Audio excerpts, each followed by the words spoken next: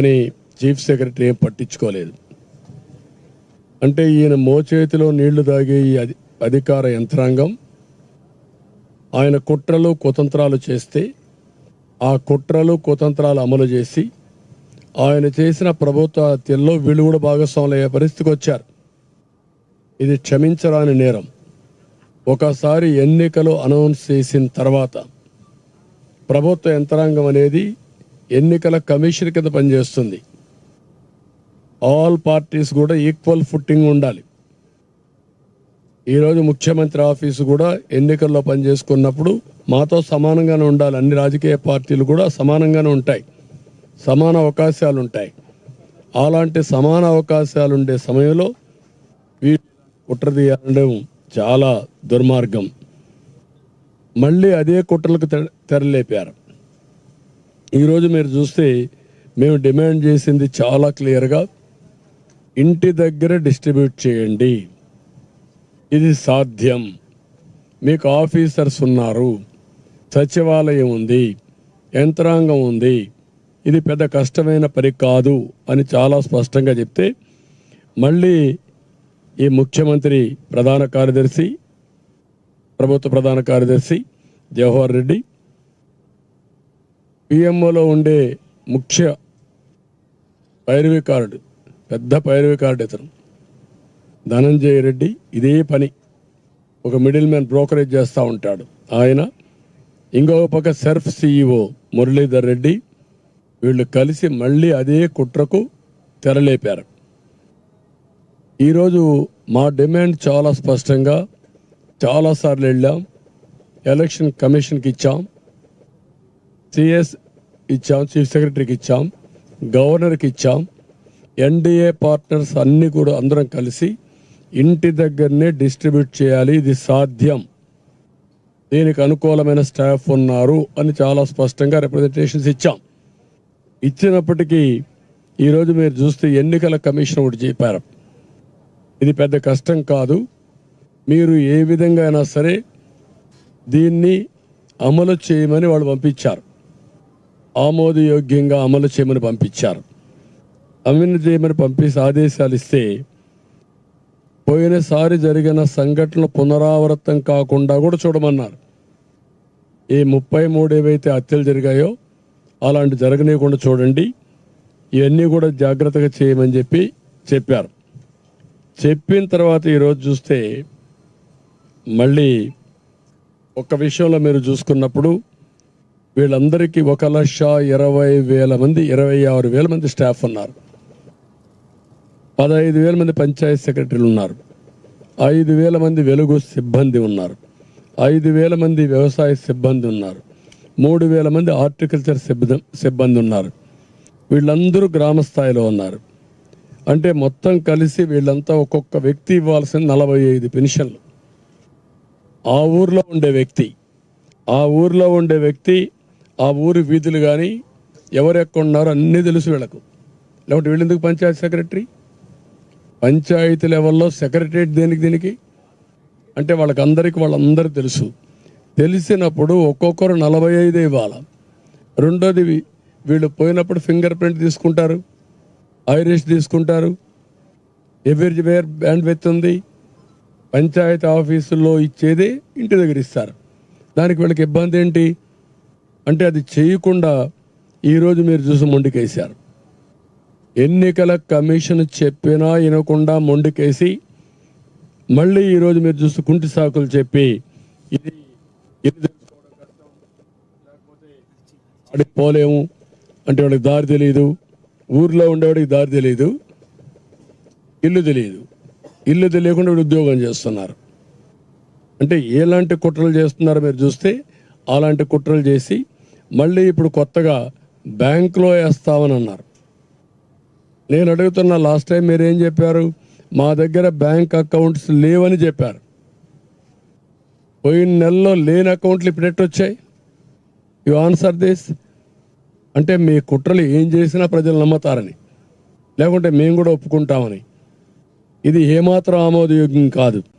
ఈరోజు మీరు చూస్తే వాళ్ళు చెప్పినట్లు చూస్తే ఆధార్ లింక్ అయిన ఉన్న లబ్ధిదారులందరికీ బ్యాంకులో వేస్తాం, మిగిలిన వాళ్ళందరికీ ఇంటికి పోయి ఇస్తామంటున్నారు. మొత్తం 65,49,000 మంది పెన్షనర్స్ ఉన్నారు. దీంట్లో 48,92,000 మందికి లింకులు దొరికాయి, వీళ్ళకి అకౌంట్లు దొరికాయి. అంటే 75% వాళ్ళకు నేరుగా బ్యాంకులు వేస్తూ ఉంటారు. మిగిలిన వాళ్ళందరూ ఎవరైతే వికలాంగులు, లింకులు లేని వాళ్ళు, పోలేని వాళ్ళు, అనారోగ్యంగా ఉండేవాళ్ళు, వాళ్ళు 16,57,000 మంది ఉన్నారంటున్నారు. ఎవరు పోలేరు? మీ దగ్గర లింక్ అడ్రస్ ఉందా? వెరిఫై చేశారా మీరు? ఎప్పుడు వెరిఫై చేశారు? రాత్రి చేశారా? మీరు 65,49,000 మంది ఎవరు వికలాంగులు, ఎవరు ఆరోగ్యంగా బాగలేరు, ఎవరు నడవలేరు అని మీకు తెలిస్తే అంటే పోయి వెరిఫై చేసిన వాళ్ళకే ఇవ్వచ్చు కదా ఇంటి తెరిపోయి. నేను అడుగుతున్నాను, నీకు 75% అకౌంట్లు ఉన్నాయంటున్నారు, 25% అకౌంట్లు లేవంటున్నారు. పోయినసారి మా దగ్గర అకౌంట్లో లేవన్నారు. ఇప్పుడేమంటున్నారు మళ్ళీ? ఈ యొక్క 25 లక్షలు కూడా దీంట్లో అనారోగ్యంతో ఉన్నారంటున్నారు. అనారోగ్యంతో ఉన్నారని నీకెడ తెలిసింది? ఎప్పుడు చెక్ చేసావు నువ్వు? దాన్ని బట్టి ఆలోచించుకుంటే బోగస్ ఇన్ఫర్మేషన్తో వీళ్ళు కాలయాపన చేస్తున్నారు.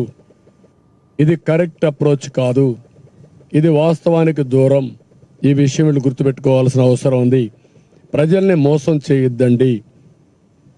ప్రభుత్వ యంత్రాంగం బాధ్యతాయుతంగా పనిచేయాలి తప్ప బాధ్యత రహితంగా పనిచేయడం కరెక్ట్ కాదని కూడా హెచ్చరిస్తున్నా. ఇవన్నీ చూసినప్పుడు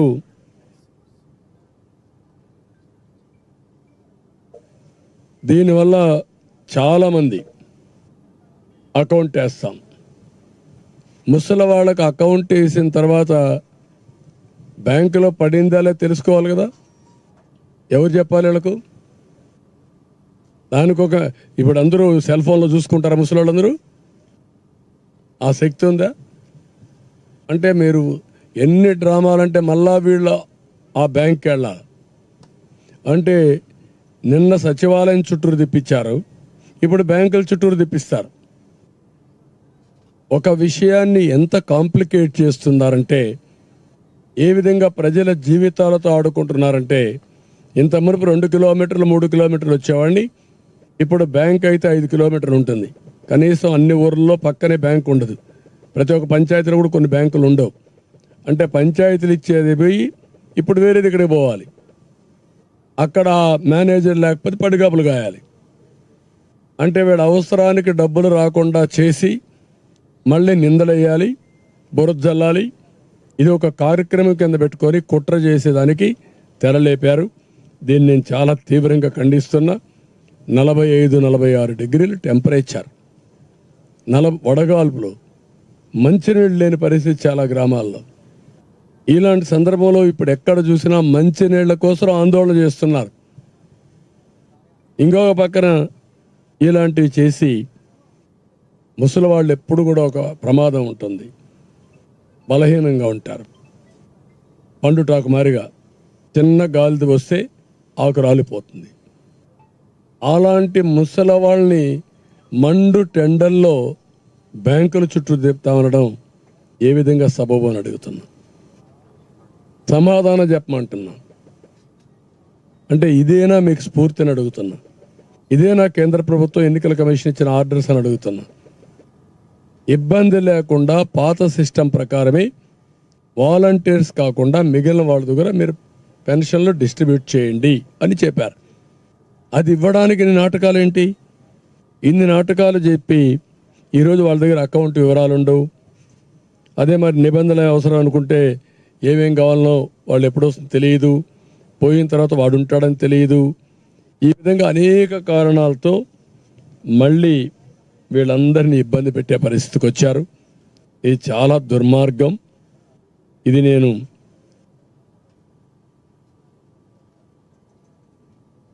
చాలా తీవ్రంగా ఖండిస్తున్నా. ఇప్పుడు మీరు చూస్తే 41,230 మంది సచివాలయ సిబ్బంది ఉన్నారు, బిఎల్ఓలుగా పనిచేస్తున్నారు. వాళ్ళకి డ్యూటీ ఏంటంటే ఇప్పుడు స్లిప్పులు ఇవ్వడమే కదా. స్లిప్పులు ఇవ్వడానికి ఎంత సమయం కావాలి? ఎప్పుడు ఇస్తారు స్లిప్పులు? మొదటి తారీఖు నుంచి స్లిప్పులు ఇస్తూనే ఉంటారా? ఎన్నికల ముందు ఒక రోజు పోయి స్లిప్ ఇస్తారు. ఇప్పుడు ఈ ఎక్సర్సైజ్ కూడా నీకు ఉపయోగపడుతుంది స్లిప్లు ఇవ్వడానికి. ఏ ఇల్లు ఎక్కడుందో చెక్ చేసుకుంటావు. ప్రీ రిహార్సల్స్, పెన్షన్లు ఇచ్చావు, ఒక రోజంతా ఊరంతా తిరిగావు, అందరికి ఇచ్చారు, ఎవరు ఎక్కడున్నారో చూస్తారు. రేపు డిస్ట్రిబ్యూషన్ ఆఫ్ స్లిప్పులు కూడా చాలా ఈజీ అయిపోతుంది. అట్లా కాకుండా వీళ్ళు ఇప్పటి నుంచి స్లిప్పులు ఇస్తున్నారు కాబట్టి, వాళ్ళకి సమయం లేదు కాబట్టి వాళ్ళు పెన్షన్లు డిస్ట్రిబ్యూట్ చేయలేము అని ఎక్స్క్యూజ్ తీసుకోవడం చాలా దుర్మార్గమైన పని. ఇది చాలా దారుణం.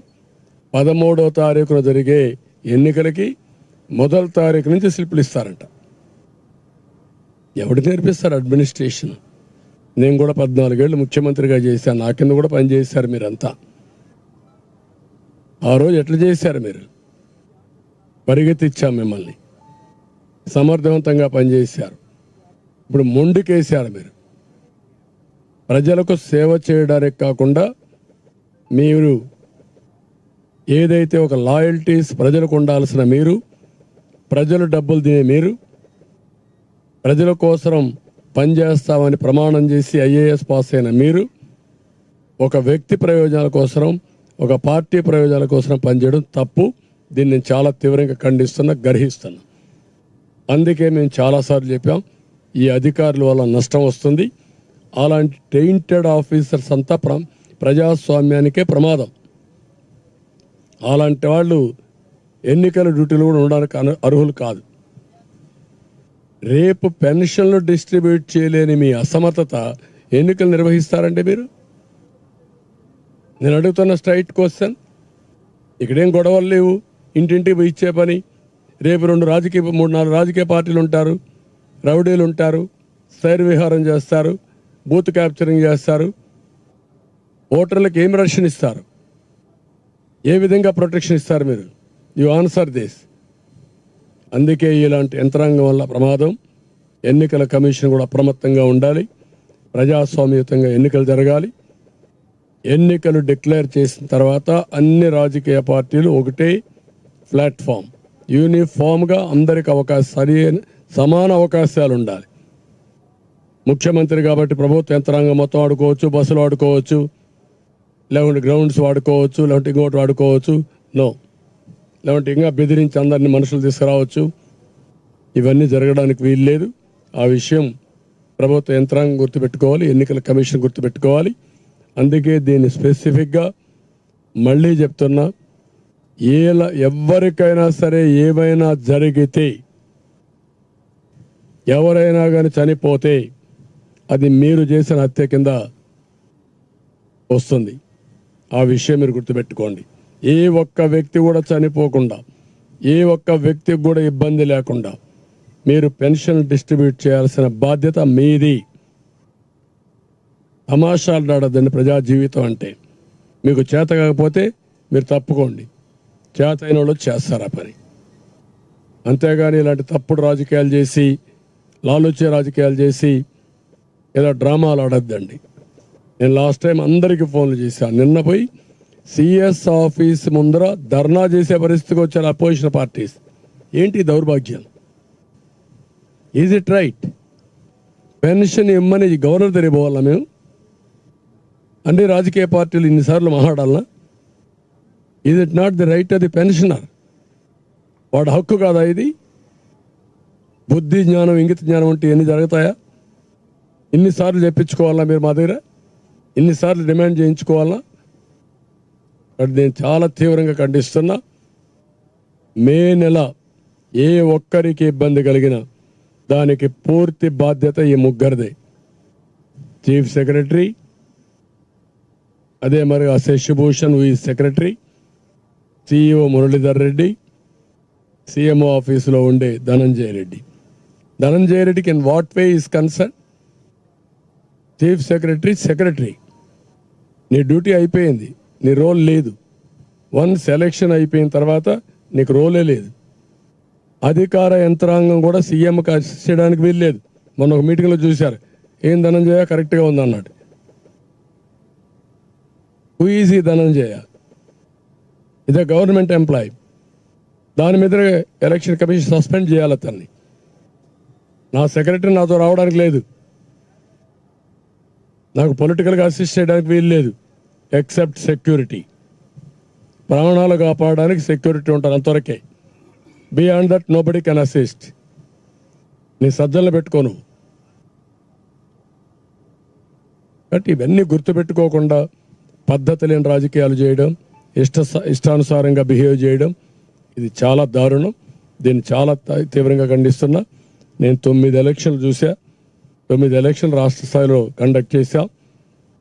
ఒక్కసారి ఎలక్షన్స్ అనౌన్స్ చేసిన తర్వాత chief minister cannot talk to collectors, chief secretary cannot meet him, no secretary should meet him, no secretary, no chief secretary, no collector should take orders from CM. కాబట్టి ఇవన్నీ గుర్తుపెట్టుకోకుండా పద్ధతి లేని రాజకీయాలు చేయడం, ఇష్టానుసారంగా బిహేవ్ చేయడం, ఇది చాలా దారుణం. దీన్ని చాలా తీవ్రంగా ఖండిస్తున్నా. నేను 9 ఎలక్షన్లు చూసా, 9 ఎలక్షన్లు రాష్ట్ర స్థాయిలో కండక్ట్ చేశా. ఒక్కసారి ఎలక్షన్స్ అనౌన్స్ చేసిన తర్వాత chief minister cannot talk to collectors, chief secretary cannot meet him, no secretary should meet him, no secretary, no chief secretary, no collector should take orders from CM. This is the code of conduct. అవి కూడా తెలియకుండా ప్రవర్తించడం correct కాదు.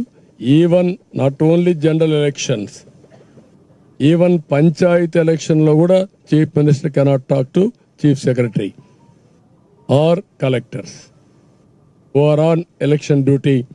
They are all work under election commission. అది state election commission కావచ్చు, central election commission కావచ్చు. అది గుర్తుపెట్టుకోవాల్సిన అవసరం ఉంది. దీన్ని తీవ్రంగా ఖండిస్తున్నా, గర్హిస్తున్నా. who are on election duty, they are all work under election commission. అది స్టేట్ ఎలక్షన్ కమిషన్ కావచ్చు, సెంట్రల్ ఎలక్షన్ కమిషన్ కావచ్చు. అది గుర్తుపెట్టుకోవాల్సిన అవసరం ఉంది. దీన్ని తీవ్రంగా ఖండిస్తున్నా, గర్హిస్తున్నా.